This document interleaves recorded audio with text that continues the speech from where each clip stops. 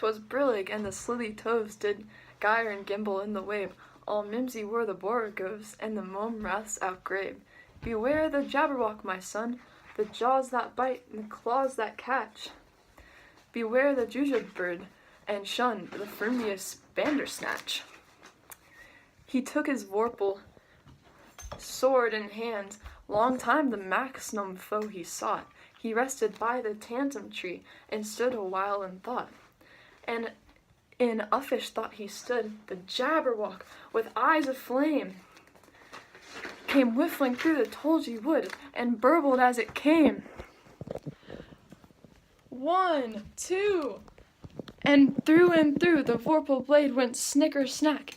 He left it dead, and with its head he was galumphing back. And hast thou slain the Jabberwock? Come to my arms, you beamish boy, a frabjous day. Callooh, Calais, he chortled in his joy. 'Twas brillig, and the slithy toves did gyre and gimble in the waves. All mimsy were the borogoves, and the mome raths outgrabe. Okay, so we're going to be analyzing the Jabberwocky by Lewis Carroll.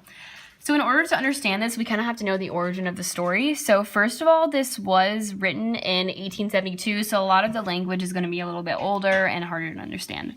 Second of all, this was featured in Alice in Wonderland, and this was a poem featured in that, and the way it was featured was that in chapter 1, Alice was in the Queen's room, and she did read this poem just to herself, and it was just kind of in her room, and it was just a poem.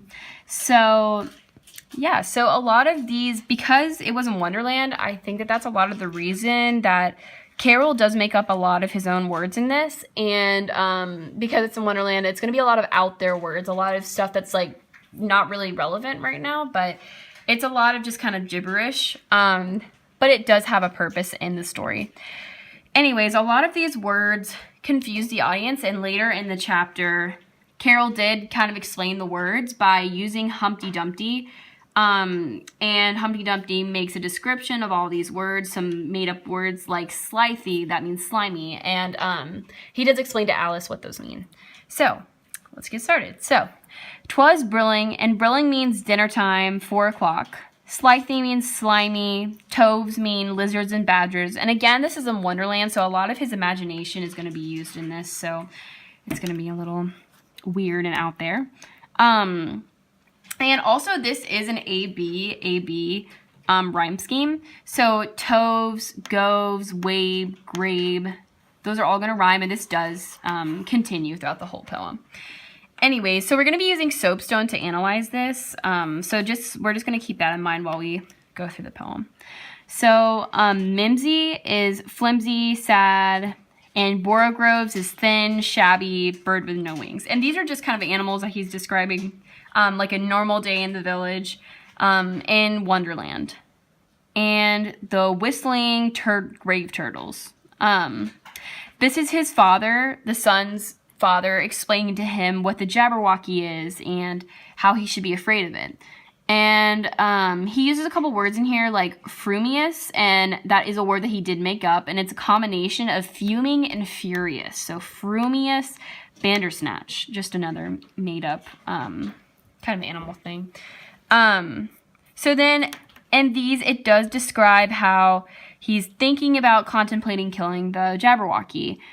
So he rested by the tum-tum tree and stood a while in thought. So I think that kind of means how he's standing there thinking about his strategy of killing the Jabberwocky. He then kills the Jabberwocky, and he comes back. He went galumphing back because he was excited because he left it dead, and with its head, he went galumphing back. And galumphing is another word that Carroll uses and makes up, and this is just imagery of victory, triumph, joy, and so he uses that. The father's super excited for his son for killing the Jabberwocky, and he chortled in joy, Callooh, Calais. He was super excited about that. And the very last stanza is basically the exact same as the first stanza, and I think that kind of represents, it's a symbol of like how once the son has completed killing the Jabberwocky, everything went back to normal. Everything was okay again, and they were all kind of saved by him killing the Jabberwocky. So everything went back to the way it was. Anyways, so after kind of looking through this, I think that a lot of this story did come from David and Goliath. And I think it's just because the kid, he was kind of like, you know, he's facing this big monster who doesn't really, like, he doesn't really stand that much of a chance against him. However, he does persevere. And that's kind of like David and Goliath.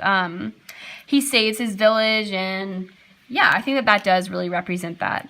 I think that a lot of the made-up words also that Carol uses is really vivid imagery, and I think that even though they're made up and a lot of people don't understand them, I think that, you know, galumphing, slithy, just kind of those words that are kind of cognates and you kind of understand, I think that makes a really more sharp, vivid image of what he's trying to describe. So, we're going to start going over Soapstone. So, the speaker. After doing some research, the speaker is unknown. No one really knows who wrote the poem. However, we do know that it's by Carol, but in the story, no one really knows who wrote the poem, so it's an unknown thing. The occasion, Alice found it in the Queen's room, and so she read the poem. Yeah. The audience is just Alice. Alice just reads this poem to herself, so that's just the audience. And the purpose is to foreshadow Alice's future experiences.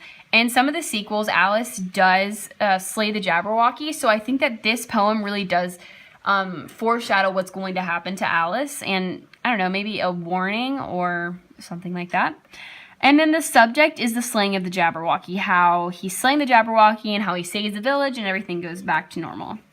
And the tone, I think, is more alert, vivid, celebratory toward the end, and maybe some, like, beware and stuff like this at the beginning from the father. And there's a lot of images of fantasy, and due to it being Alice in Wonderland, it's, you know, Wonderland, and so it's very out there and different and things like that. So that is Soapstone for the Jabberwocky.